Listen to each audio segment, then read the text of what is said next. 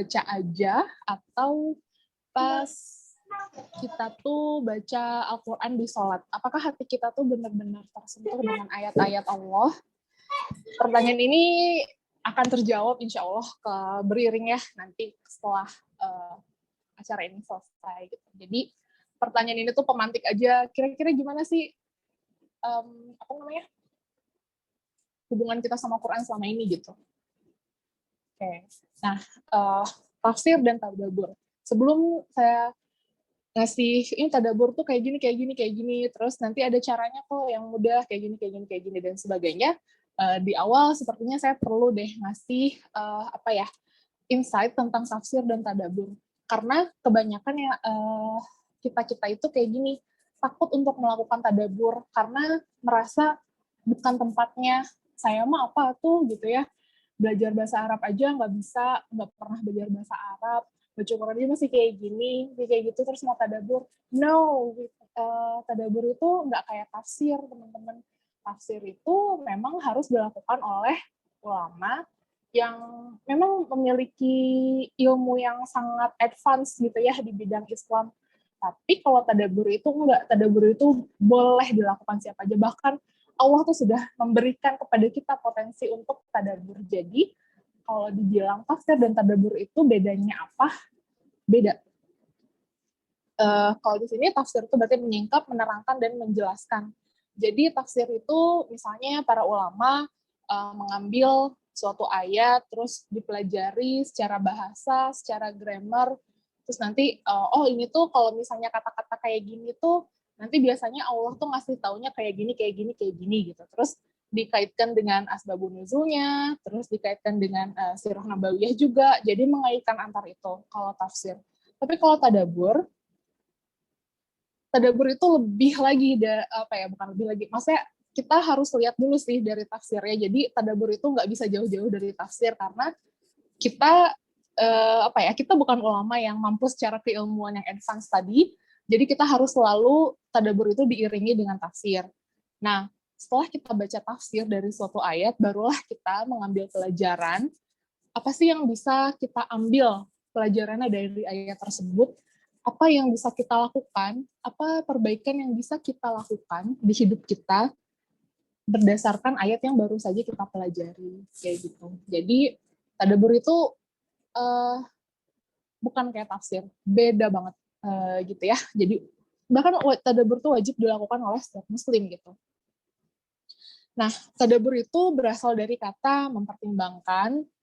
Tadabbur itu berasal dari kata dabbaro, dabbaro yudabbiru. Tulisannya itu kayak gini. Dabbaro yudabbiru.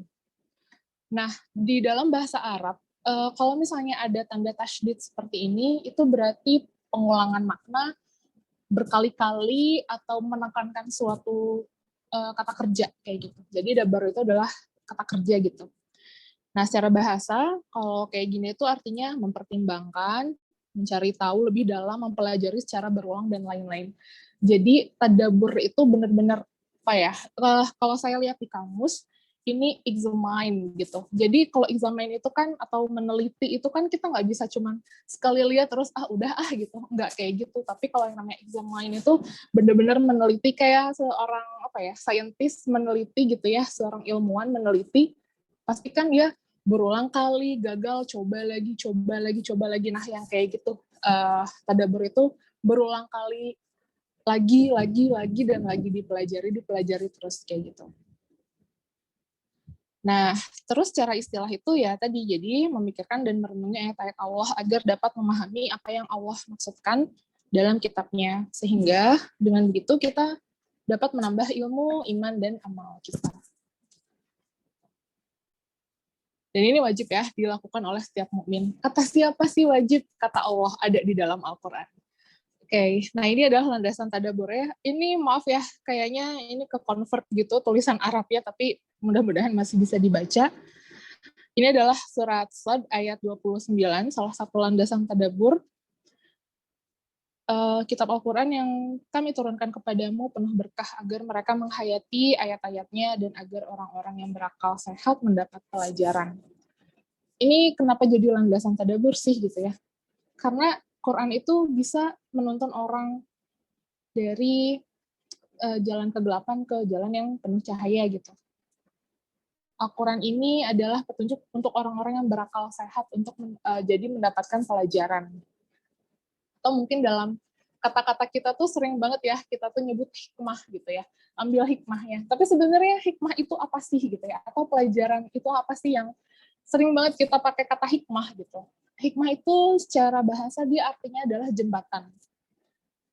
Dalam bahasa Arab, secara bahasa ya, bukan secara istilah, hikmah itu artinya adalah jembatan.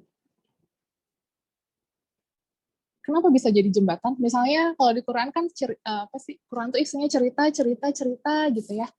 Terus kan pasti di akhir misalnya cerita tentang Nabi Musa dan Nabi Khidir gitu.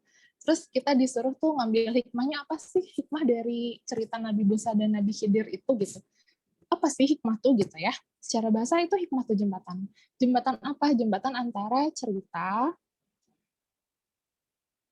dan apa pelajaran yang bisa kita ambil. Jadi apa ya, hikmah itu di jembatan gitu.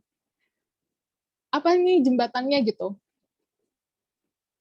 Pelajaran yang kita ambil, yang bisa kita ambil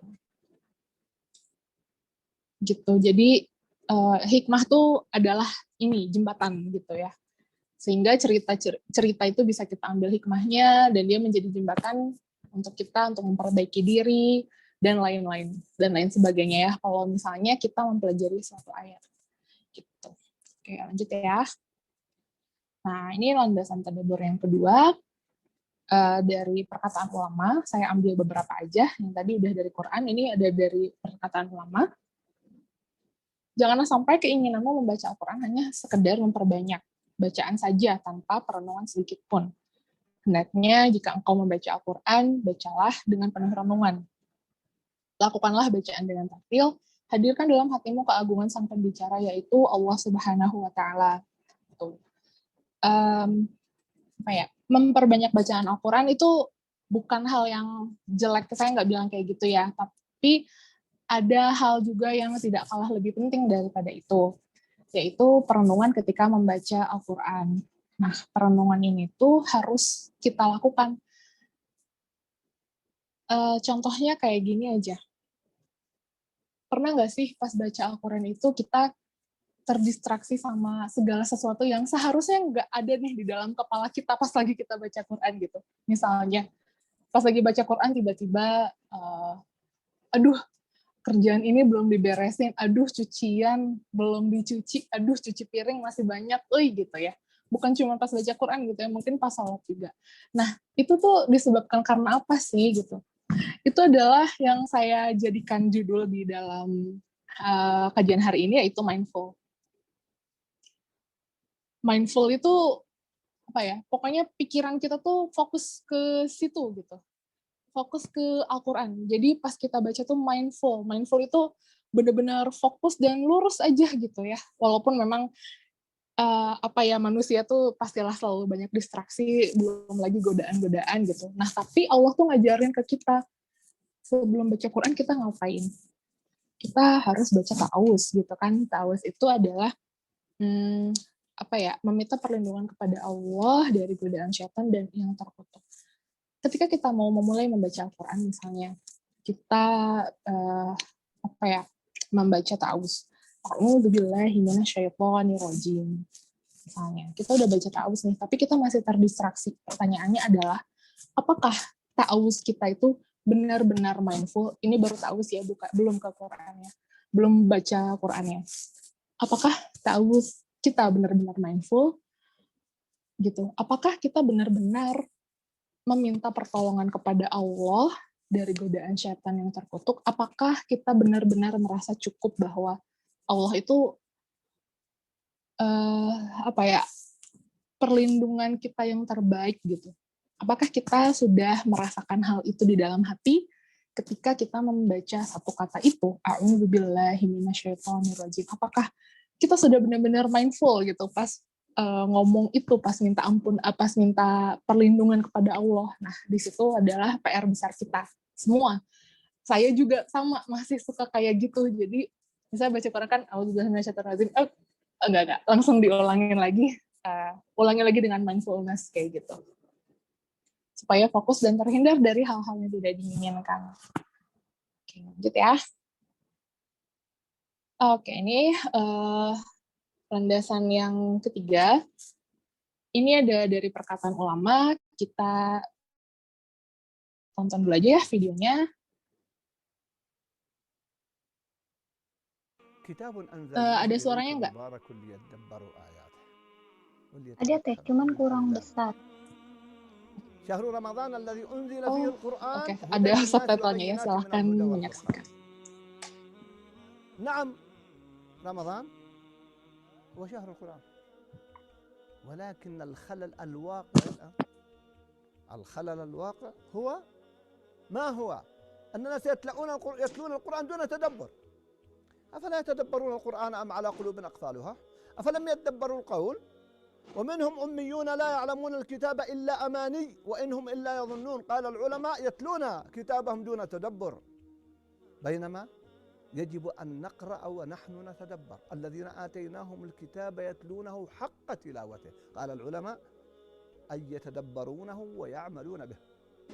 نعم رمضان هو شهر القرآن كما سماه الله جل وعلا وأنزل فيه القرآن أنزلناه في ليلة مباركة أنزلناه في ليلة القدر لكن إن لم يكن هناك تدبر فالفائدة محدودة والأجر ليس بالأجر مع التدبر ولذلك قال بعض العلماء قراءة سورة بتدبر خير من ختمة كاملة بدون تدبر. فلذلك أيها الأحبة اسأل نفسك في كل يوم عندما تقرأ القرآن عندما تستمع إلى الإمام وهو يتلو في التراويح وفي القيام ماذا تدبرت؟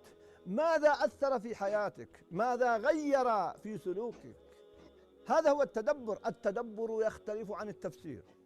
التفسير هو الفصح والبيان والكشف أما التدبر هو التأمل والنظر في الآيات ودلالة الآيات ليس خاصا بطلاب العلم كل من أجاد اللغة العربية فإنه يستطيع أن يتدبر أما التفسير فهو للعلماء فرق بينهما وهذا ما قاله الإمام محمد الأمين الشنقيطي في كتابه أضواء البيان ارجعوا إلى هذا الكلام في سورة محمد أفلا يتدبرون القرآن أم على قلوب أقفالها.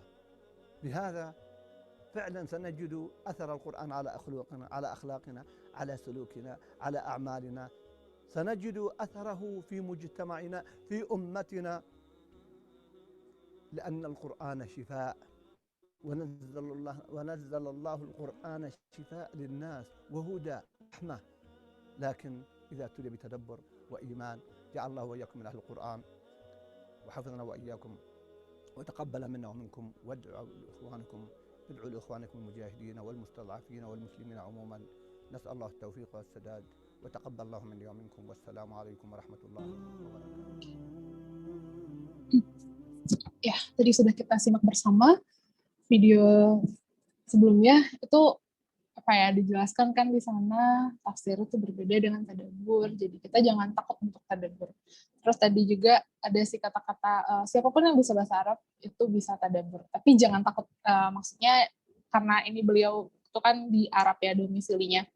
Tapi kita sudah terbantu, terfasilitasi dengan ada Quran terjemah dan juga aplikasi-aplikasi yang insya Allah nanti juga bakal saya share untuk penunjang belajar tadabbur kayak gitu. Jadi jangan takut untuk memulai, siapapun bisa melakukannya. Bahkan di surat Muhammad, afala yatadabbaruna al-Quran, kenapa sih mereka nggak mau tadabbur Quran? Apakah hati mereka terkunci? Kan ngeri ya teman-teman. Dibilang hatinya terkunci kan kita nggak mau gitu. Aduh, astagfirullah gitu ya. Pokoknya kita nggak mau lah ada di golongan yang dibilang hatinya terkunci karena nggak mau tadabbur. Itu jangan sampai terjadi. Makanya insya Allah sekarang kita sama-sama yuk belajar tadabbur. Bareng-bareng aja. Sama, saya juga masih belajar. Oke, tadabbur itu untuk semua orang. Ini adalah perkataan dari tutor saya di kelas bahasa Arab. Tadabbur itu sifatnya personal. Setiap orang bisa berbeda-beda. Selalu ada kata pertama untuk memulai, hargai prosesnya dan bersyukurlah. Jadi yang namanya tadabbur itu hasilnya akan bisa berbeda-beda. Mungkin referensinya sama dari tafsir, tapi impact ke seseorang itu mungkin berbeda-beda tergantung dengan latar belakang atau kejadian-kejadian yang menimpa kita gitu ya. Mungkin yang menimpa kita itu kan belum tentu menimpa orang lain, sehingga nanti tadabbur juga akan bisa berbeda kayak gitu. Nah, kita juga tidak boleh menjudge tadabbur orang lain. Oh, kok dia mah tadabbur kayak gitu sih gitu ya. Nah, kita nggak boleh juga kayak gitu. Jadi itu sangat personal dan bisa berbeda-beda. Wajar karena kita beda kepala, beda pengalaman. Allah juga menciptakan kita dalam kondisi yang berbeda-beda. Jadi tadabburnya itu ke setiap orang hasilnya bisa berbeda. Gitu. Yang penting mulai aja dulu kayak gitu. Kalau kata guru saya tuh kalau tadabbur itu tuh buat semua orang. Jadi mulai aja dulu, jangan takut gitu. Dan hargai prosesnya kemudian bersyukur. Pertanyaan selanjutnya, apakah melakukan tadabbur itu sulit? Oke, di sini ada hadis dari Ibnu Hurairah berkata, di antara tipu daya setan adalah ia telah membuat hamba-hamba Allah lari dari tadabbur Al-Quran, karena setan sangat mengetahui bahwa petunjuk berada dalam tadabbur Al-Quran. Setan berkata, tadabbur Al-Quran adalah sesuatu yang berbahaya. Gitu. Ini setan tuh kan sekarang udah canggih gitu ya. Mereka tuh membisikkan kita, terus tapi mereka juga, setan tuh kan sebenarnya percaya Quran. Mereka mengimani Al-Quran, mereka tahu itu benar gitu. Tapi mereka menuntun kita ke jalan yang salah gitu. Kita jangan mau ngikutin jalan mereka. Dan jangan lupa juga kita tuh selalu mikirin setan aja gitu ya. Aduh, si setan ini tuh selalu ngegoda kita, tapi kita jangan lupa kita tuh ada malaikat di sekitar kita. Bahkan perbandingan malaikat dan setan di sekitar kita tuh 4:1, 4 malaikat dan 1 setan. Teman-teman, jadi lebih banyak malaikat yang mengelilingi kita daripada setan. Jadi jangan takut sama bisikan-bisikan dia gitu ya. Nggak usah diambil pusing gitu bisikan dia mah kayak gitu. Oke. Terus ada lagi penguatnya. Apakah melakukan tadabbur itu sulit? Tidak sama sekali. Oke, di sini ada saya ambil dari Al-Qur'an. Walaqad yasarnal Qur'ana lidzikri fahal mim muddakir. Artinya, dan sesungguhnya kami telah memudahkan Al-Quran untuk pelajaran. Maka, adakah orang yang mengambil pelajaran? Ini ada di surat Al-Qamar. Saya mau teman-teman silahkan dibuka Al-Qurannya dan dilihat di surat Al-Qamar. Kalau teman-teman ngeh, ini saya kasih tanda tanya. Coba dicari ini ada di ayat berapa. Silahkan dibuka Al-Qurannya. Biar kita nggak ngantuk ya, dan biar saya tuh nggak kayak ngomong sendiri soalnya cuma sama komputer doang. Yuk, kalau ada yang udah ketemu ngomong aja, teh ayat segini gitu. Silahkan dibuka Al-Qur'annya surat Al-Qamar. Teh Dewi dan Teh Ikma juga ikutan ya.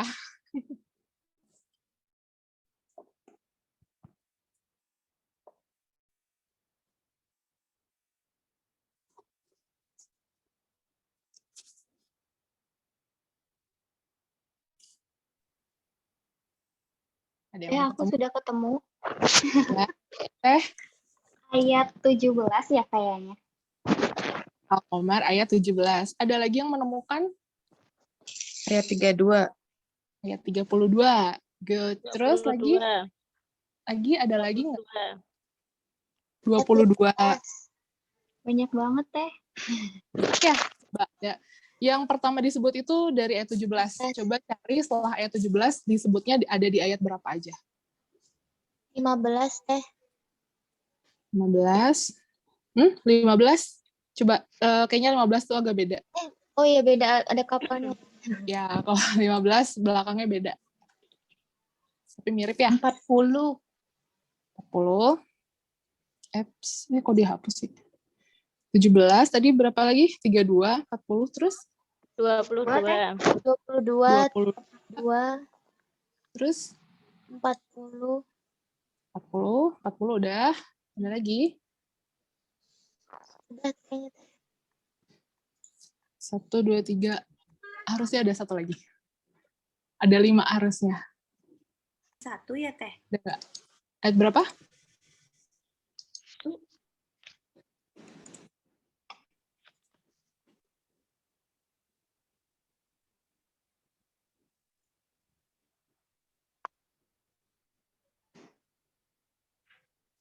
Ini 22 ya.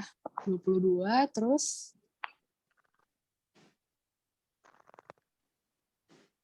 32 betul Teh. 22-nya sudah tertulis Teh. ya 32 benar juga sih. Oh ya benar. Sorry. Ya, ada lagi? 1 ya? Pokoknya kan banyak ya. Di dalam itu baru di dalam satu surat loh. Tapi bunyinya yang persis sama, ayat yang persis sama, bunyinya, isinya itu Allah menyimpan di 4 tempat yang berbeda di dalam satu surat yang sama gitu. Disebar aja gitu kan, tapi dia isinya sama. Walaqad yasarnal Qur'ana lidzikri fahal mim muddakir. Ini adalah jaminan dari Allah kalau belajar Al-Quran itu nggak sulit. Tapi ingat ada syaratnya. Ini udah termasuk tadabbur juga. Saya coba pendekatan apa ya? Jadi nanti tuh ada sistem tadabbur tuh beda-beda. Saya akan coba sedikit dari sisi bahasa Arabnya, terus dilihat dari letak-letaknya gitu ya. Tadi kan udah teman-teman udah ketemu ada 4 tempat yang berbeda. Kalau di dalam bahasa Arab ada kata ini, ada huruf lam, ini tuh penekanan. Ini juga sama penekanan. Wala kod, itu tuh jadi kalau diartiin tuh benar-benar banget gitu, karena ada 2 penekanannya, benar-benar. Terus yasarna, ini tuh juga kata kerja lampau, jadi ya udah dijamin banget lah gitu, soalnya kan udah gitu, udah dibuat mudah gitu. Benar-benar, atau dan sesungguhnya kami telah memudahkan, salah ini kan ya karena past tense, kata kerja lampau, Al-Qur'ana lidzikri. Nah ini kuncinya tuh di sini. Untuk lidzikri, untuk mengingatku. Oh, ini untuk pelajaran ya. Oke. Tapi dalam bahasa Arab sebenarnya lidzikri ini untuk zikri itu kan zikr itu artinya mengingat, salah satunya untuk mengingat. Fahal mim muddakir. Maka adakah orang yang mengambil pelajaran? Nah, di sini tuh jadi syaratnya adalah lidzikri. Allah itu sudah membuat Al-Quran itu mudah. Allah itu sudah menjamin Al-Quran itu mudah kok gitu. Asal apa? Lidzikri, untuk mengingat. Mengingat apa? Ya tentu saja mengingat Allah. Jadi persyaratannya mau dibuat mudah sama Allah, kita ingat aja sama Allah. Insya Allah, Allah tuh buat mudah semuanya. Kayak gitu ya. Karena apa? Karena ini tuh udah dijamin banget. Wala kod, udah bener-bener dijamin. Kalau Al-Quran itu mudah. Asal dipakainya untuk mengingat Allah. Seperti itu. Dan yang kedua, yang selanjutnya, beneran mudah ini teh. Misalnya kita masih ragu, ini teh beneran mudah gitu ya Allah, tapi kan bahasa Arab, tapi kan. Terus Allah bilang, ini teh udah 4 kali disebutinnya gitu. Masih nggak percaya. Lah kira-kira kayak gitulah. 4 kali disebut tuh kan berarti penekanan yang luar biasa gitu ya. Walaqad yasarna kata Allah teh. Udah mudah kok gitu. Jadi Allah udah menjamin mempelajari Al-Quran itu mudah, apapun gitu ya. Terus alasan apa gitu kita nggak mau belajar kayak gitu misalnya. Malu gitu, ternyata Allah tuh udah ngasih petunjuk tuh udah jelas kayak gini gitu. Tapi kitanya masih belum bisa menangkap petunjuk. Nah disinilah gunanya untuk tadabbur kayak gitu. Salah satu metodenya, tapi nanti ada metode yang insya Allah kita bisa pakai bersama-sama gitu ya. Nah, ini adalah salah satu surat favorit saya, Al-Ghasyiyah. Entahlah, ini dari dulu sebelum saya belajar tadabbur, saya suka banget ayat yang ini gitu. A'udzubillahi minasyaitonirrajim. Afala yanzuruna ilal ibili kaifa khuliqat wa ilas samaa'i kaifa rufi'at wa ilal jibali kaifa nusibat wa ilal ardi kaifa sutihat. Fadzakir Innama anta mudzakir. Nah, ini luar biasa gitu ayatnya yang menurut saya. Coba artinya tuh sangat apa ya? Ini tuh apalagi gitu kalau Allah tuh bukan nyuruh kita tadabur. Di sini mungkin halnya tadabur alam gitu ya. Eh, coba deh kamu lihat unta. Kamu pernah nggak mikirin itu unta gimana diciptainnya gitu? Ada punuknya buat menyimpan air gitu ya, sehingga dia tuh selalu cukup terdehidrasi ketika dia harus berjalan di gurun pasir kayak gitu kan ya. Allah tuh nyuruh kita berpikir gitu, tadabur alam gitu ya. Masa dengan petunjuk-petunjuk kayak gitu, betapa dahsyatnya penciptaan unta nggak bikin kita tuh takut sama Allah gitu, yang udah menciptakan seluruh dunia ini, menciptakan kita juga termasuk kayak gitu. Terus wa ila sama ikai rufiat. Terus kalian gak lihat gitu gimana langit-langit itu ditinggikan, langit-langit itu ada di atas kita tanpa tiang penyangga, bener kan? Terus ada sesuatu yang kalau saya bilang tuh magical gitu tentang langit. Mungkin ini relate kalau sama anak-anak yang suka berpetualang ya, atau yang suka camping-camping. Pernah nggak sih lihat ke langit terus perasaan kita tuh tenang gitu? Terus itu tuh namanya apa gitu? Kalau bukan kebesaran Allah, kalau bukan kekuasaan Allah gitu ya. Terus dan gunung-gunung bagaimana ditegakkan? Gunung-gunung itu besar banget gitu ya, amat sangat kokoh gitu. Kok bisa gitu? Siapa yang menciptakan gitu kalau bukan Allah gitu? Nah, ini apa ya, ayat-ayat seperti ini yang Allah turunkan itu menyuruh kita berpikir, menyuruh kita apa ya, supaya kita tuh humble gitu, jangan sombong karena kita tuh cuman ciptaan Allah aja gitu, sama kayak makhluk-makhluk lainnya kayak gitu. Dan Allah itu juga apa ya, pokoknya pengen kita tuh mengambil hikmah, mengambil pelajaran dari semua yang ada di dunia ini gitu. Kemudian ada juga wa ilal ardi kaifa sufihat, bagaimana bumi dihamparkan. Ya, saya nggak akan bahas di sini, ada flat earth itu mereka dari sini yang ngambil ayatnya, saya nggak bahas itu. Cuman ya bumi itu hamparan yang sangat luas gitu ya.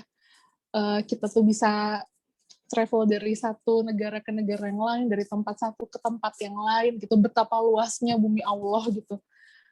Apakah kita nggak pernah gitu memikirkan, ya Allah ini teh kok meni masya Allah gitu ya, meni keren banget gitu. Kan setidaknya kita punya ya perasaan kayak gitu. Nah teman-teman, perasaan kayak gitu juga termasuk tadabur gitu.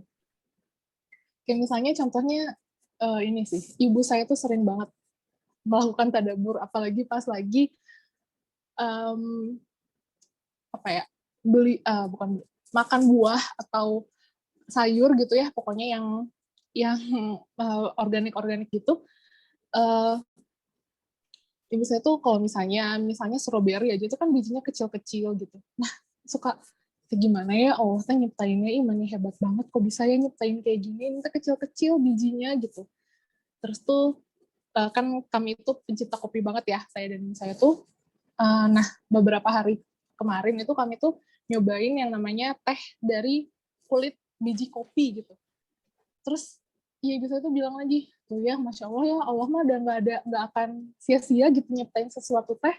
Kopinya bisa di roast, bisa diseduh, bisa diminum sama kita. Kulit biji kopinya juga bisa jadi teh gitu. Jadi bener-bener nggak ada yang sia-sia gitu yang Allah ciptakan, pasti semuanya dengan maksud. Nah itu juga termasuk tadabur alam gitu ya, yang ada di sekitar kita. Kita pasti bisa mengambil pelajarannya dan dikaitkan lagi dengan Allah seperti itu. Oke, lanjut ya.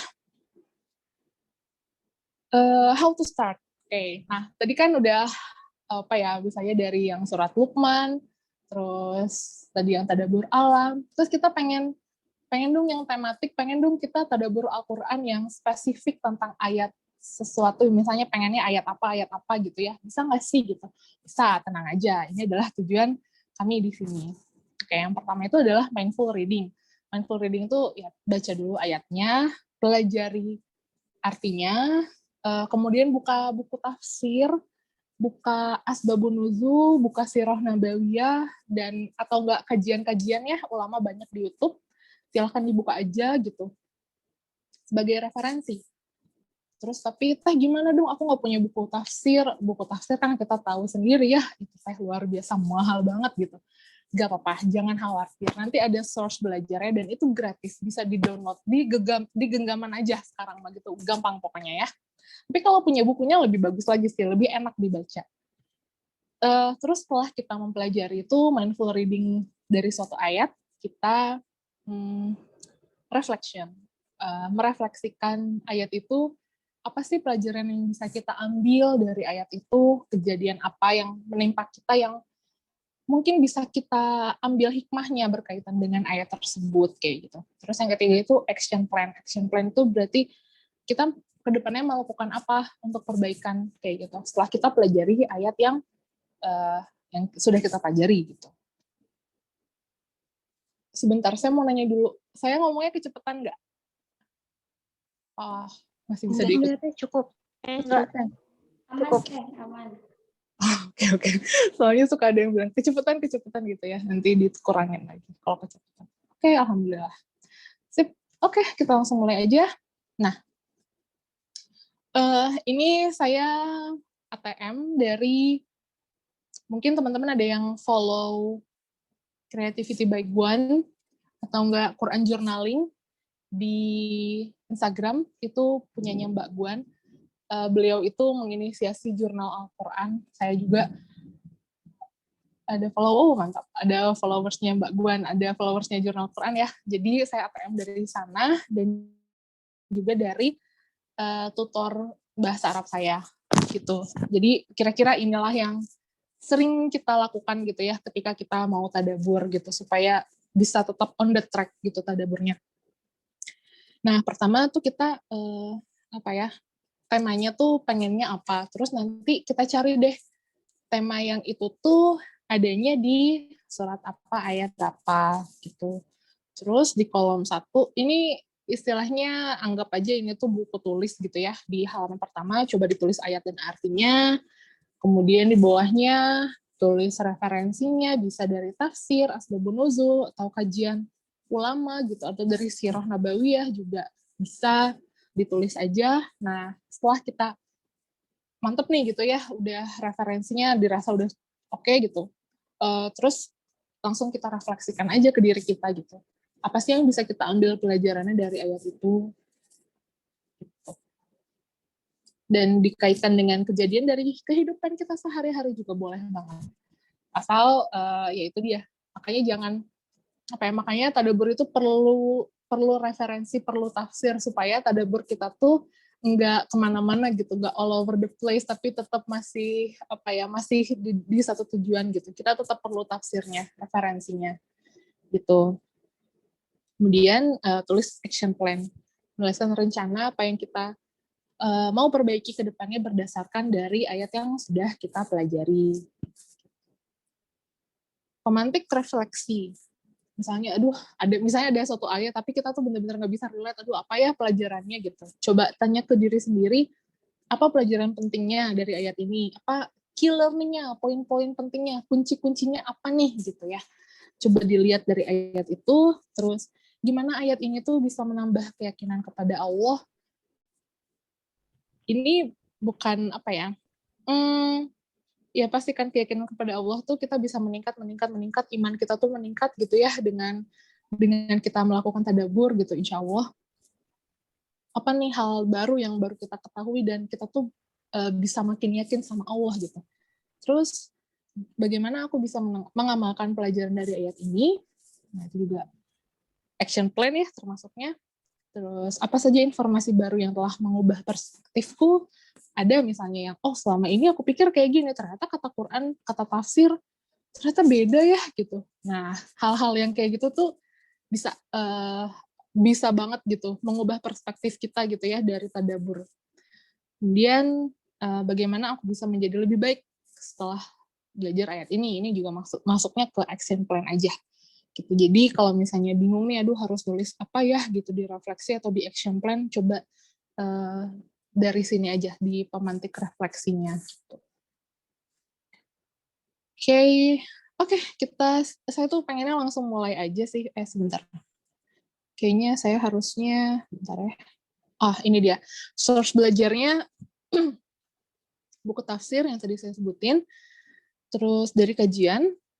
Nah, dan ketiga itu aplikasi-aplikasi pendukung. Nah, misalnya ada Quran Tadabbur, ini yang punya Ustaz Firanda Andirja, ini gratis, silahkan di-download, itu sangat-sangat komprehensif, lengkap, bermanfaat pokoknya. Tafsir Ibnu Katsir itu ada lengkap juga gitu. Terus ada Quran Tafsir by Word, ini juga gratis. Terus ada Quran Hive, ini juga sama gratis. Ini di Quran Hive ini juga lengkap tafsirnya, terus dia di beberapa ayat ada asbabun nuzulnya, kayak gitu. Jadi silahkan di-download, ini semuanya gratis, teman-teman. Ya Masya Allah sih sama developernya, saya nggak habis pikir gitu ya, mereka kan effortnya luar biasa, tapi bener-bener buat umat mereka all out aja gitu ya, dibikin gratis gitu. Di sini, nah kita bentar. Nah, kita bahas dulu ya, Tadabbur Al-Insyirah ayat 4. Fa'inna ma'al usri yusra. Ini contoh tadabbur aja. Saya mau ini apa ya, kalau misalnya teman-teman ada yang udah bisa bahasa Arab, sedikit juga nggak apa-apa, coba lakukan pendekatan lewat bahasa Arab misalnya. Kalau teman-teman punya ilmu lebih tentang Sirah Nabawiyah, coba didekatkan dengan Sirah Nabawiyah, itu nggak apa-apa. Jadi itu termasuknya di referensi gitu ya. Karena di tafsir juga suka pakai ada gramatikalnya kan, ada apa sih namanya? Ada membahas bahasa Arab ya sedikit. Jadi ya nggak apa-apa. Apalagi kita misalnya bisa sedikit-sedikit gitu dipakai aja. Karena kalau nggak dipakai di sini, dipakainya di mana? Oke, karena saya juga ada sedikit ya, alhamdulillah basic bahasa Arab, jadi akan saya coba dekatkan dengan bahasa Arab. Tadabbur Al-Insyirah ayat 4. Fa inna ma'al usri yusra. Ada yang tahu artinya ini? Ada yang tahu artinya? Maka Kesulitan ada kemudahan. Ada kemudahan. Oke, maka sesungguhnya sesudah Bersama kesulitan ada kemudahan. Maka sesungguhnya bersama kesulitan ada kemudahan. Oke, kita gali dari secara bahasa. Fa itu artinya maka. Inna itu sesungguhnya, kita tahu. Itu bersama ini kesulitan. Kemudian ini kemudahan. Tapi ada yang spesial di sini. Inna itu artinya sesungguhnya, ma'a bersama al-usri al-yusra. Yang beda dari kata al-usri dan yusra itu ada di sini. Alif lam. Al-usri.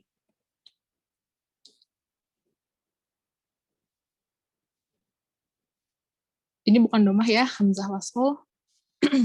Usri dan yusron. Oke, nah di sini al-usri, kesulitan, dia menggunakan alif lam. Di dalam bahasa Arab, kalau misalnya ada suatu kata pakai alif lam, itu udah pasti isim. Isim itu apa? Isim itu adalah, secara singkat dia kata benda. Tapi bukan cuma kata benda. Kalau di bahasa Arab itu, isim itu segalanya, kecuali kata kerja dan huruf. Pokoknya ada. Jadi, kalau di kita tuh, isim tuh kata benda, kata sifat, terus keterangan tempat, yang kayak gitu-gitu tuh namanya isim. Keterangan waktu dan lain sebagainya di bahasa Arab namanya isim. Dan cirinya itu adalah pakai alif lam. Di sini kesulitannya pakai alif lam. Kalau pakai alif lam itu kalau di bahasa itu kayak the gitu. Berarti ini tuh artinya the difficulty gitu ya. Ada kata the-nya karena dia spesifik, dia pakai al. Jadi kalau pakai al itu udah pasti dia spesifik gitu ya. Beda dengan kalau nggak pakai al di kata yang ini kemudahan. Di kata kemudahan ini dia nggak ada alif lamnya, adanya itu tanwin. Jadi ini dulu. Kalau misalnya nggak ada alif lamnya, berarti dia tidak spesifik seperti yang di kata sebelumnya, gitu. Jadi ini kalau misalnya diartiin itu is aja gitu, nggak ada di-nya, nggak ada d ini kayak yang pakai al gitu ya. Nah, kita udah tahu nih. Terus apa gitu ya pelajarannya? Coba kita ambil hikmahnya. Kalau misalnya the difficulty atau kesulitan yang sudah pasti dibandingkan dengan kemudahan yang tidak ada alif lamnya, yang itu tuh artinya sangat luas, bisa apapun gitu. Allah itu menegaskan kalau misalnya yang namanya kesulitan tuh itu tuh spesifik buat hambanya tuh ya udah gitu. Misalnya kita diuji dari sisi let's say dari sisi aduh bingung saya maaf ya, misalnya gini deh Kak, saya ambil contoh saya aja deh. Misalnya saya tuh gampang banget jerawatannya orangnya. Misalnya saya tuh jerawatan mukanya, gampang banget jerawatan gitu. Itu tuh adalah the difficulty buat saya. Allah tuh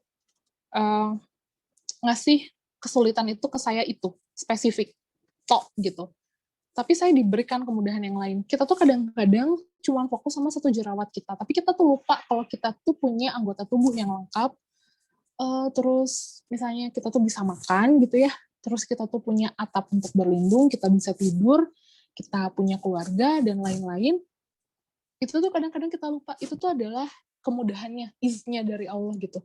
Tapi kita tuh terlalu fokus di difficulty, terlalu fokus misalnya di jerawat gitu, sampai-sampai kita tuh nggak ngeh kalau ada kenikmatan lain yang Allah itu udah siapkan untuk kita, yang Allah tuh udah kasih buat kita. Nah kayak gitu, dari al-usri yusran itu. Jadi kalau kita dikasih kesulitan, ada beribu kemudahan. Coba deh lihat aja sekitar itu, pasti kemudahannya ada di situ gitu.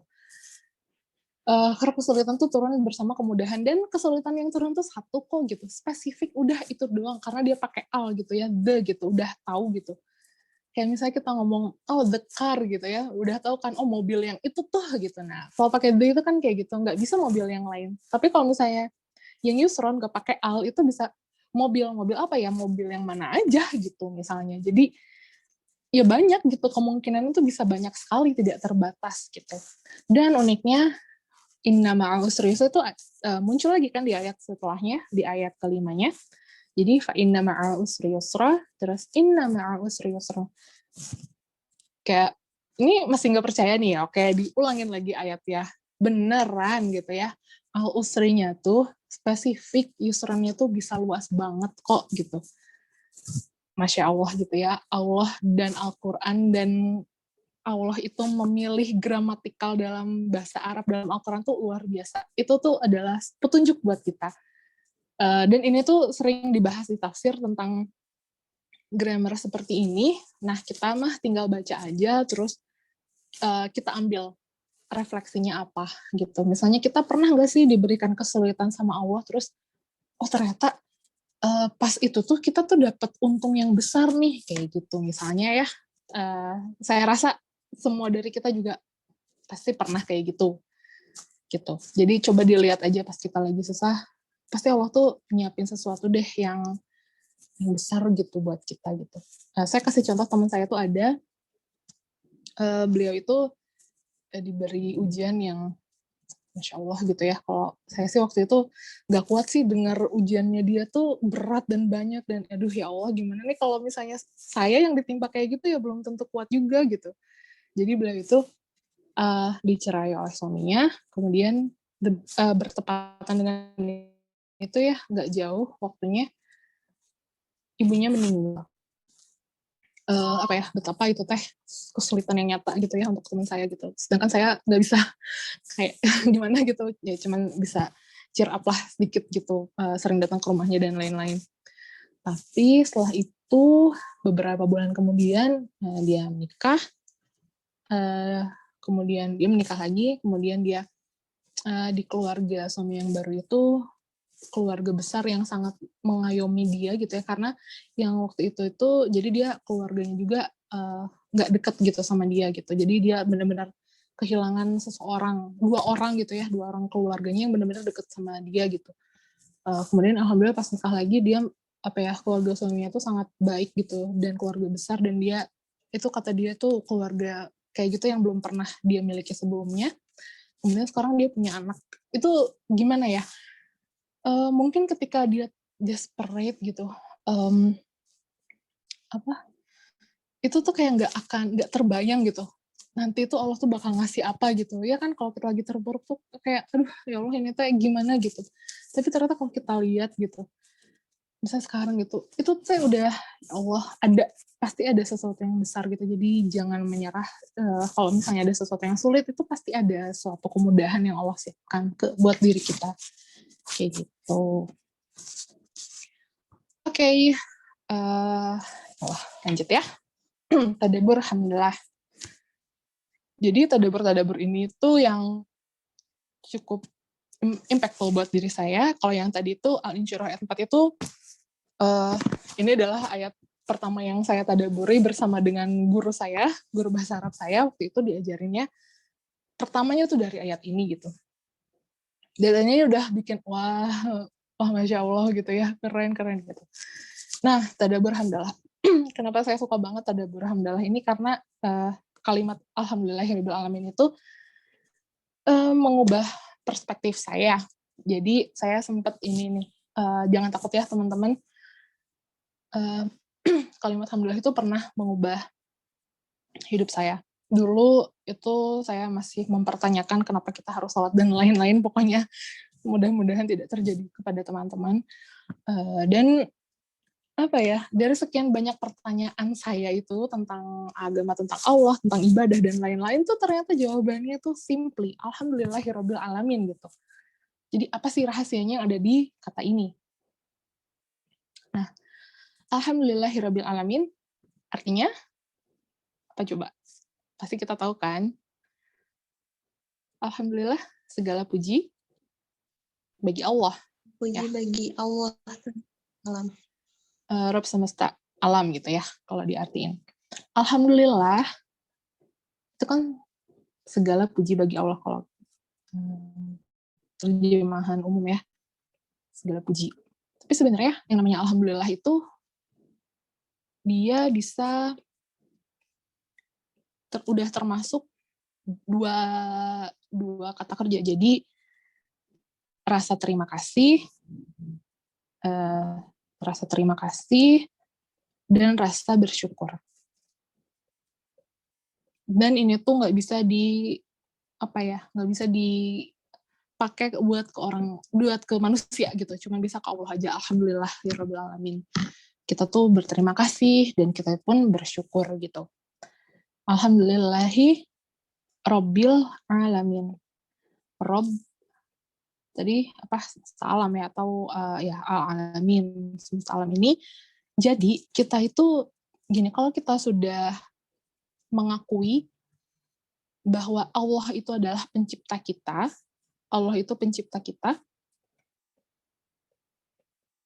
sebagai manusia, kita kan ginilah, Allah itu kan berarti masternya ya. Kita tuh berarti hamba. Hamba tuh kayak terlalu puitis ya. Saya ganti jadi budak aja ya, biar kerasa gitu. Kita tuh emang di bawah banget gitu posisinya gitu. Budak ya atau hamba gitu. Slave gitu ya. Kalau dalam bahasa itu, kalau slave tuh udah bawah banget gitu kan, budak gitu pokoknya. Kalau kita ngerasa kita tuh budak bukan bahasa Sunda ya. Kita tuh hamba sahaya gitu ya, atau slave. Kita tuh udah ngaku nih, kalau kita tuh adalah ciptaan Allah, dan kita tuh berterima kasih dan bersyukur atas Allah gitu. Bukankah itu harusnya membuat kita humble? Bukankah itu seharusnya membuat kita nggak punya alasan lah kayaknya buat nolak apapun yang master kita mau gitu. Kayak master itu bos lah gitu ya. Ya lebih dari bos lah. Master tuh mungkin Lord atau raja gitu kan. Jadi kita tuh disuruh apa-apa tuh harusnya mau, karena kita tuh budak yang nggak bisa menawar, nggak bisa membebaskan dirinya sendiri kayak gitu. Ya kan kalau budak itu kayak gitu kan, dia nggak bisa membebaskan dirinya sendiri kecuali masternya membebaskan dia. Nah kayak gitu. Nah dari situ saya mikir, iya juga ya, kita tuh udah diciptain nih, kita tuh budak banget, terus kita tuh disuruh ini itu gitu. Kayak kalau kita nggak mau teh, kumaha sih gitu kan, kamu teh budak gitu. Posisi kita tuh jauh banget di bawah. Udah kita ciptaan dan kita tuh jauh banget gitu, di bawah Allah jauh punya. Nah, makanya dari sini, dari kata ini tuh yang bikin saya, wah oke, berarti kalau gitu landasannya kita harus nurut sama Allah, landasannya kita beribadah, yaitu adalah ini gitu. Alhamdulillahirabbil alamin. Ini tuh impactful banget karena ini adanya di surat Al-Fatihah. Ini kita baca ketika sholat gitu ya. Alhamdulillahirabbil alamin. Saya berterima kasih ya Allah, saya bersyukur karena Allah sudah menciptakan saya gitu. Terus ayat selanjutnya juga luar biasa kan. Alhamdulillahirabbil alamin, maliki yaumiddin. Ar-Rahmanir-Rahim dulu, sorry, maliki yaumiddin gitu. Itu tuh sudah urutan-urutan yang sangat, ya udah gitu tuh, kita tuh benar-benar menghamba gitu di situ tuh. Kita tuh nggak bisa naik gitu. Nah, makanya kata ini tuh sangat mengubah hidup saya gitu. Ternyata tuh nggak ada apa-apa, chill banget. Kalau kita udah berkonsekuensi, ya saya tuh ciptaan Allah, kita nggak berhak tuh bertanya kenapa saya diciptakan, tujuannya apa, ibadah, kenapa saya harus ibadah, ya alasannya ini, karena kita diciptakan oleh Allah dan master kita maunya kita kayak gitu. Oke, nah terus yang bisa kita ambil juga dari kata ini ya, misalnya tuh hubungannya gini, kayak Fir'aun sama Musa. Fir'aun sama Musa, apakah Musa itu berterima kasih kepada Fir'aun? Tentu, karena Musa kan hidupnya sama Fir'aun. Tapi apakah Musa bersyukur hidup sama Fir'aun? Ya, itu belum tentu. Jadi nggak bisalah dua hal itu dibarengin gitu. Kayak misalnya kita terima kasih, bersyukur, dan salah satu ini memuji ya. Memuji. Nah, memuji itu misalnya kita memuji gunung gitu ya. Wah, gunungnya bagus ya. Tapi apakah kita berterima kasih kepada gunung itu? Kan enggak kayak gitu. Jadi Allah itu bisa, ya kita memuji Allah gitu, ya Allah yang paling maha segalanya, dan kita berterima kasih dan kita bersyukur atas itu. Nah, setelah kita konsekuensi dengan alhamdulillah, kita tidak boleh melakukan sesuatu hal yang kontradiksi dengan kata ini. Contohnya apa? Misalnya, gimana kabarnya? Alhamdulillah baik. Tapi, nah, kata tapi itu adalah kontradiktif. Kita tuh udah memuji Allah gitu. Kita tuh sudah memuji Allah, kita sudah bersyukur, kita sudah berterima kasih kepada Allah dengan kata alhamdulillah. Terus kita bilang tapi, ya itu mah belum gitu. Jadinya hati-hati di sini, jangan disatukan antara alhamdulillah dengan kata kontradiktif seperti tadi gitu ya. Gimana kabarnya? Alhamdulillah baik sih. Tapi ini masih agak ini itu. Nah, berarti kita tuh belum fully bersyukur kepada Allah. Jadi harus berhati-hati juga gitu. Oke, lanjut ya. Nah, tadabbur is thinking with heart. Setelah melalui pembiasan ini, insya Allah kita akan lebih mampu berpikir dengan hati, kata Ustadz Numan Alikan.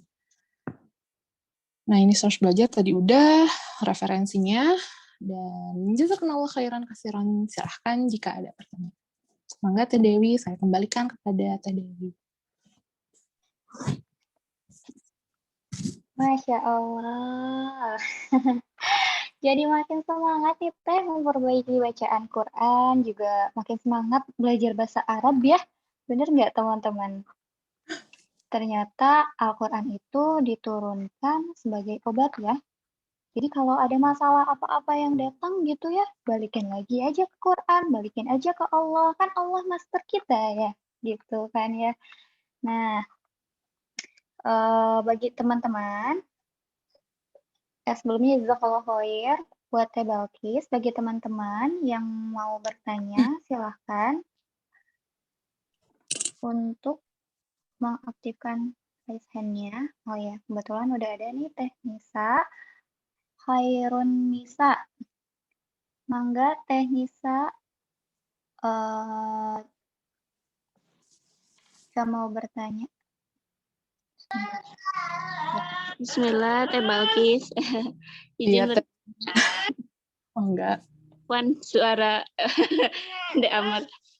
Ini kalau misalkan bacaan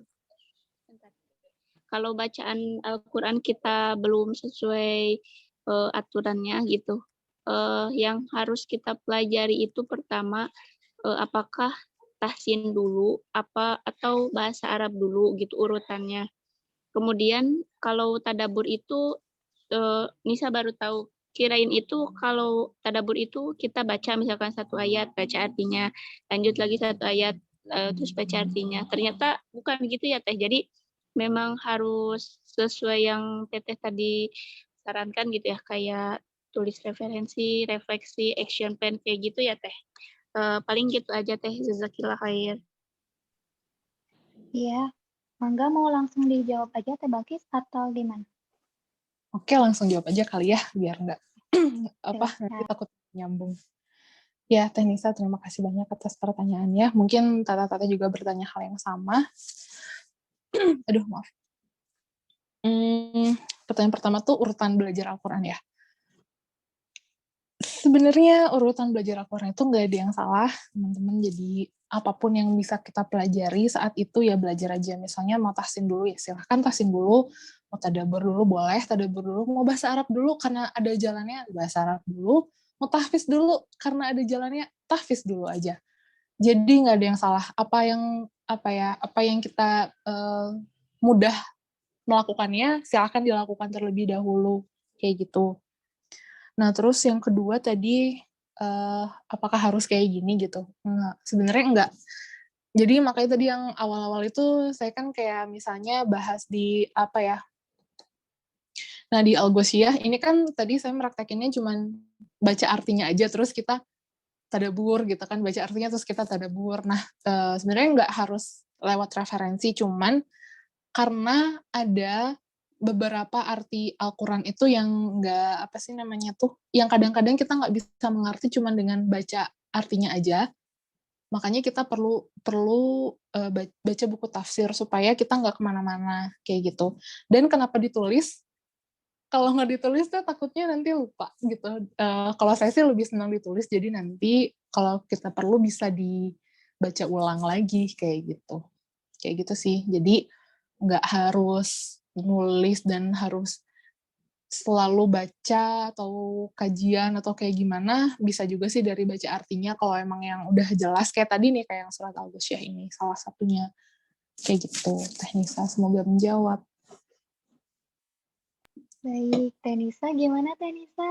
Sudah jelas kah? Iya Teh, jadi kalau misalkan dengan ayat yang apa sih kayak Al-Ghoshiyah ini, misalkan kan artinya udah cukup ngerti gitu ya, jadi nggak usah kayak yang tadi itu harus ditulis kayak gimana. Tapi kalau misalkan kita kurang ngerti, baru ditulis. Tapi alangkah lebih baik kalau misalkan tadabbur itu sambil ditulis ya Teh, biar suatu saat kalau kita butuh bisa dibuka lagi, dipelajari kayak gitu, bukan ya? Iya, benar-benar. Kalau saya sih lebih suka ditulis kalau saya gitu. Jadi ada rekam jejaknya kalau lupa atau perlu gitu. Nah, betul. Begitu ya. Ada juga kan kayak ikatlah ilmu dengan tulisan. Nah, dengan tulisan itu bisa memperkuat ilmu yang kita dapatkan. Insya Allah sudah terjawab ya, Teh Nisa ya? Iya, Teh, makasih. Baik. Nah, kita lanjut ke pertanyaan yang di chat aja ya, Teh Balkis ya. Nanti kita ke raise hand lagi. Teh kalau mau tadabur, dari Teh Anissa juga ini namanya. Teh kalau mau tadabur, isi tafsirnya perlu dituliskan semuanya. Misalnya tafsir Ibnu Katsir yang biasanya panjang. Mangga Teh Balkis. Nggak perlu semuanya sih. Inti-intinya aja yang kita, apa ya, kayak kita meresume dulu dari tafsir itu. Nggak panjang. Saya nggak pernah juga nulis panjang-panjang. Contohnya di mana ya? Saya nggak motoin contoh.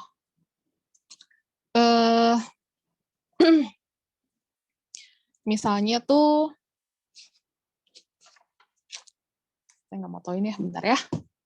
Saya mau buka Instagram aja kalau gitu. Tapi mau stop share dulu bentar aja. Ini bukan promo Instagram ya, tolong dimengerti karena saya nggak lupa motoin buku. Gak apa-apa Teh, sekalian kenalan teman online. Terus saya buka ini aja. Ini. Bentar. Mana tadi? Zoom.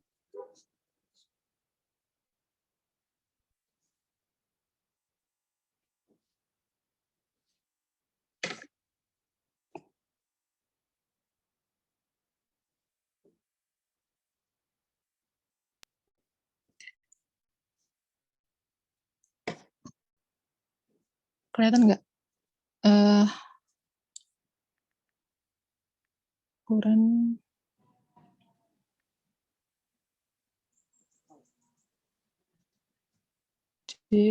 Nah ini. Di sini banyak banget contohnya, teteh-teteh semua. Nah jadi referensinya tuh ditulisnya, nah sedikit aja.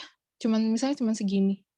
Referensinya tuh cuman di kotak yang paling atas ini nih. Referensinya cuman itu. Terus yang bawahnya itu biasanya refleksinya. Kalau ini di formatnya Quran Journal ya. Ya saya juga pakai buku ini biasanya. Saya pakai buku ini sih gitu. Jadi yang sebelah kiri ini ayat sama artinya, terus referensinya tuh di sebelah kanan atas. Referensinya dikit aja. Terus refleksinya di bawahnya gitu. Kalau misalnya mau dibikin konten juga bisa. Saya juga nggak pernah banyak-banyak biasanya kalau nulis referensi, kalau apalagi kalau di konten ya dikit aja gitu. Nah ini yang tadi saya jelasin juga, karena saya tuh suka banget sih sama kata alhamdulillah ini gitu. Terus ini tuh dari rangkuman beberapa baca kayak Ibnu Katsir, terus baca beberapa tafsir juga, karena seru sih baca tafsir tuh, apalagi saya sukanya yang Ma'ariful Quran yang ada Quran Hive yang di aplikasi yang tadi saya share. Saya rangkum dari beberapa, dan bahkan dari ceramah Ustadz Numan Alikan biasanya kalau saya gitu, jadi di satu-satuin aja gitu. Terus refleksi deh, kayak gitu. Semoga menjawab nggak Teh Nisa ya tadi? Teh Anissa. Ini kata Teh Anissa di chat, jadi kita baca dulu tafsirnya ya Teh, lalu kita resume sendiri. Iya, gitu. Jangan ditulis semua. Nanti capek. Betul. Pokoknya mulai aja dulu ya, jangan takut apa-apa. Nah, begitu Teh Anissa mudah-mudahan menjawab ya. Saya sempat baca yang di atas, Teteh, apa sih? Kalau belum paham bahasa Arab dasar nggak apa-apa, pelan-pelan. Iya, pokoknya nggak, jangan takut sama bahasa Arab. Sekarang udah ada di tafsirnya, jadi tenang aja gitu. Bisa, pasti bisa. Dewi itu Teh Anissa, insya Allah ya udah jelas banget tadi dijelasin sama Teh Balkis. Baik, selanjutnya ada dari fitur raise hand, ada Teh Bilkis. Teh Bilkis, Assalamualaikum. Waalaikumsalam warahmatullahi wabarakatuh. Iya, mangga Teh, silakan. Iya, Teh Bilkis izin bertanya ya Teh. Kan tadi Teteh udah jelasin tentang surat yang Al-Qamar ya Teh, yang ayat 22 yang ada beberapa ayat yang memang sama gitu ya Teh. Nah, dari cara sebelumnya suara Bilkis terdengar jelas Teh? Terdengar Teh. Ya, alhamdulillah. Dari tadi Teteh jelasin pakai bahasa Arabnya gitu ya Teh, kayak mulai dari yang walakod gitu, bahwa itu tuh sesungguhnya gitu kan, Allah tuh menyuruh kita untuk mengingatnya dengan kuat gitu, bahwa itu tuh benar-benar bahwa sesungguhnya Allah itu telah menciptakan Al-Quran dengan baik gitu. Dan menurut Bilkis ternyata dengan belajar dari bahasa Arabnya gitu ya Teh, dari maksud dari walakodnya itu, kemudian Bilkis juga sempat dikasih tahu bahwa yang kalimat yang terakhirnya itu yang fahal mimudakir itu sebenarnya kayak ledakan gitu kan Teh katanya. Jadi kalau misalnya kita mau belajar Al-Quran itu sebenarnya mudah, tapi mudah itu kenapa kita bisa males? Karena kita tuh harus ada kayak ledakan gitu loh dari diri kita, harus dipaksakan gitu, dari mudakir ini tuh, dari muzakir ini. Nah, jadi Bilqis tuh sebenarnya tertarik banget nih Teh sama bagaimana cara Teteh untuk mentadaburi melalui bahasa Arab ini. Yang Bilqis pengen tanyain, nanti kita bakalan belajar nggak sih Teh bahasa Arab itu di sini gitu Teh? Iya. Begitu Teh Balkis, mau dijawab? Mangga, Teh Balkis. Insya Allah kan kita ini tadabur yang pertama ya, ini tuh namanya pratadabur, jadi pemantik ayo dong biar tertarik tadabur gitu ya hari ini. Nanti insya Allah kita tuh jalannya bakal kayak gini sih, jadi kita misalnya nanti dikasih tahu tuh kita bakal bahas ayat apa, nanti temanya apa, sesuai request kita di itu ya 30 juz 30 sorry, juz 30, tapi sebelumnya dari Al-Fatihah dulu jelas ya, karena kita sehari-hari sama Al-Fatihah gitu kan, terus buat sholat juga biasanya surat-surat pendek, jadi tadaburnya beriringan dari situ, menggunakan metode ini, insya Allah. Jadi nanti dua arah, nggak cuma saya aja, tapi teman-teman juga silahkan di-share hasil tadaburnya, karena kalau dari pengalaman saya, sharing hasil tadabur bersama teman-teman itu bisa menambah insight kita gitu. Kadang-kadang kita nggak kepikiran apa yang teman kita pikirin. Nah, jadi kayak gitu ya nanti buat ke depannya. Soal bahasa Arab ada atau enggak di sini, kalau buat tadabur sih nggak, kayaknya kita fokus aja pakai template yang ini. Terus kalau buat belajar bahasa Arab, paling yang saya bisa adalah rekomendasi aja di QAC Jakarta. Silakan belajar bahasa Arab di situ, itu udah komprehensif banget. Saya suka belajar di sana, itu adalah keputusan terbaik yang saya ambil di 2 tahun terakhir ini. Masya Allah, pokoknya saya suka banget belajar bahasa Arab di sana. Gitu. Kalau saya kayaknya masih belum belajar buat ngajar bahasa Arab, saya belum sampai situ sih. Jadi silahkan belajar di mana aja ya, boleh gitu. Tapi kalau saya sih belajarnya di QSI Jakarta, silahkan kalau teman-teman tertarik untuk belajar bahasa Arab. Tapi nanti kalau tadabur paling yang saya jelasin kayak gitu-gitu aja. Misalnya ini nih di bahasa Arab kayak gini nih, kayak gitu doang. Tapi kalau buat ngajarin dari A sampai Z, kayaknya saya belum bisa. Kayak gitu Teh Bilqis, ini namanya sama, jadi malu. Baik Teh, Masya Allah. Gimana Teh Bilqis, udah cukupkah? Iya, cukup menjawab Teh, terima kasih. Alhamdulillahirrahmanirrahim. Teh Balkis ada satu lagi nih pertanyaannya, mau dilanjut aja bentar, nggak apa-apa? Atau gimana? Boleh Teh. Ini ada pertanyaan dari Teh Fauzia. Teh Balkis, kalau saat tadabur itu kadang suka tiba-tiba dapat poin penting yang menurut persepsi kita atau kondisi pikiran kita pada saat itu. Apakah nggak apa-apa kalau langsung dikembangkan, atau harus dicari dulu betul atau tidaknya pikiran kita itu? Begitu Teh Balkis, silahkan. Oke. Terima kasih pertanyaannya Teh Fauzia. Jadi, seperti yang tadi di surat Al-Ghasyiyah, kalau artinya memang sudah cukup jelas, atau tadi yang di Al-Insyirah, itu sebenarnya sudah cukup jelas kan ya. Ternyata setelah kesulitan ada kemudahan, bersama kesulitan ada kemudahan. Tapi kalau kita gali lagi lebih dalam, oh ternyata kesulitannya tuh sedikit, tapi kemudahannya tuh banyak gitu. Sebenarnya kan tanpa kita menggali pun dari garis besarnya kita sudah mengambil pelajaran. Kalau saya rasa itu nggak apa-apa gitu ya, kalau memang benar-benar sudah jelas artinya. Tapi kan Al-Quran itu banyak juga yang tersembunyi. Jadi kalau alangkah baiknya kita juga sambil buka tafsir aja gitu. Cuman kalau mau misalnya ngambil pelajaran pas lagi baca, oh berarti saya kejadian kemarin mungkin salah satunya di ayat ini disebutin gitu ya gitu. Nggak apa-apa kalau misalnya emang ayatnya memang udah jelas artinya gitu. Tapi alangkah lebih baiknya lagi kalau kita tetap berusaha mencari artinya. Nggak susah loh buka tafsir, kan sekarang ada di dalam genggaman tafsirnya. Di download aja yang tadi. Saya bukan iklan dari developer ya. Cuman saya senang aja ada aplikasi yang keren terus gratis gitu. Itu Teh Dewi. Itu Teh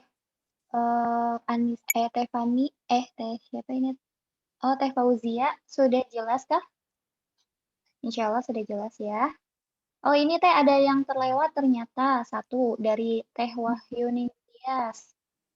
Teh, kalau tadabur itu lebih mudah dilakukan satu surat, seluruh ayat lengkap dari awal sampai akhir, atau bisa satu tema, masalah, topik dengan ayat yang tersebar di beberapa surat? Oke. Oke, biasanya sih kalau saya itu satu ayat dulu aja, satu ayat. Misalnya temanya apa, satu ayatnya apa.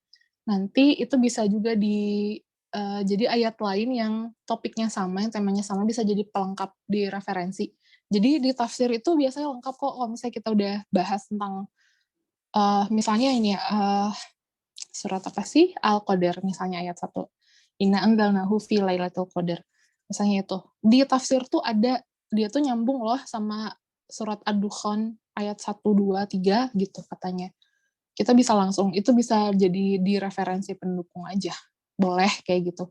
Kalau saya sih biasanya satu ayat dulu gitu. Terus nanti pas nulis referensinya ini di ayat lain juga kayak gitu, kayak gini gitu. Bisa kayak gitu, atau juga contoh lain lagi tuh misalnya kayak apa sih, penggunaan kata kholaqo gitu ya, misalnya di surat Al-Alaq gitu ya, khalaqal insana min 'alaq gitu. Kok Allah pakai kholaqo ya, padahal ada kata ja'ala, ada kata ini. Di ayat yang lain tuh pakai kata ini. Apa sih bedanya di ayat itu Allah pakai kata yang lain dan di ayat ini Allah menggunakan kata ini? Nah, kayak gitu. Jadi itu bisa saling mendukung aja kalau misalnya buat kita lagi membahas satu ayat. Kalau saya sih biasanya satu ayat dulu, karena satu ayat juga tuh bisa Masya Allah panjang pisan gitu. Gitu. Kalau surat sih biasa surat pendek sih sekaligus, tapi kalau misalnya ayat yang cukup panjang ya satu ayat dulu aja. Gitu, Teh. Baik, sudah jelas katanya Teh. Alhamdulillahirrahmanirrahim. Teh Balkis sepertinya sudah cukup ya, pertanyaannya sudah terjawab semua. Teh Balkis, jazakallah khair atas pemaparan materinya. Masya Allah. Satu yang saya ingat banget dari pemaparan materi Teh Balkis itu, Allah itu sudah menjamin Al-Quran itu mudah, gitu ya. Kuncinya cuma satu, asal ingat Allah. Nah, alhamdulillahirrahmanirrahim. Jadi seperti itu teman-teman. Nah, teman-teman jangan dulu leave kajiannya ya. Insya Allah nanti kita ada beberapa informasi. Mudah-mudahan apa yang telah disampaikan dapat kita renungkan dengan baik. Jadi dijadikan sebagai acuan untuk diri kita untuk bisa memperbaiki lagi bacaan Quran kita agar kita lebih mengerti lagi apa yang sebenarnya kita baca. Alhamdulillah. Terima kasih ya teman-teman sudah berkenan hadir di kajian hari ini. Sebelumnya teman-teman boleh nggak kita foto bersama dulu ya sebelum menutup acara? Dibuka aja semua ini kamera. Iya, boleh dibuka dulu. Mungkin ada beberapa juga yang tidak bisa ya, nggak apa-apa. Dibuka dulu aja.